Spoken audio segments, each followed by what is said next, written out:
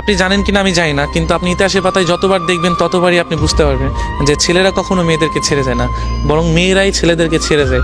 হয়তো তার একটা জ্বলন্ত প্রমাণ বা একটা গল্প আমি আপনাদের কাছে শেয়ার করি এবং বলতেছি যে একটা ছেলে পাখি আর একটা মেয়ে পাখি, যদিও গল্পটা কেমন লাগবে জানি না, যে একটা ছেলে পাখি আর একটা মেয়ে পাখি দুজনে মিলে উঠতেছিল, উঠতে উঠতে হঠাৎ করে একটি মেয়ে পাখি তার ডানায় ব্যথা পায়। ব্যথা পেলে মেয়ে পাখিটা ছেলে পাখিটাকে বলছে যে তুমি আমাকে কখনো ছেড়ে যাবে না। ছেলে পাখিটা ওই কথা শুনে মেয়ে পাখিটাকে বললো যে তোমাকে আমি কোনোদিনও ছেড়ে যেতে পারবো না। সেই কথা বলে তার একটি ডানা সে ভেঙে ফেলার পরে তাদের অনেক দিন পর একটা তুফান আসে, মানে একটা ঝড় আসে। হ্যাঁ, ঝড় আসার পরে তখন অনেক ঝড় আসতেছে, যে এমন ঝড় তাদের বাসা আর থাকবে না। যদিও দুজনকে খুবই ভালোবাসতো, এতটাই ভালোবাসতো যে প্রকাশ করার মতো না, যদিও গল্প যেটা।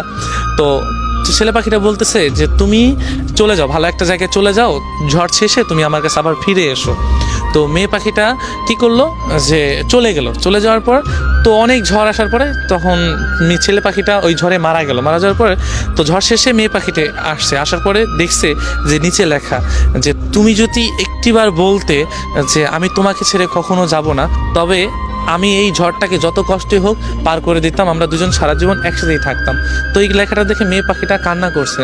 সো কান্না করে কি হবে, যে চলে যাওয়ার তো চলেই গিয়েছে। তো আমরা না ভালোবাসা মানুষগুলোকে না চলে যাওয়ার পর বুঝে, আগে না।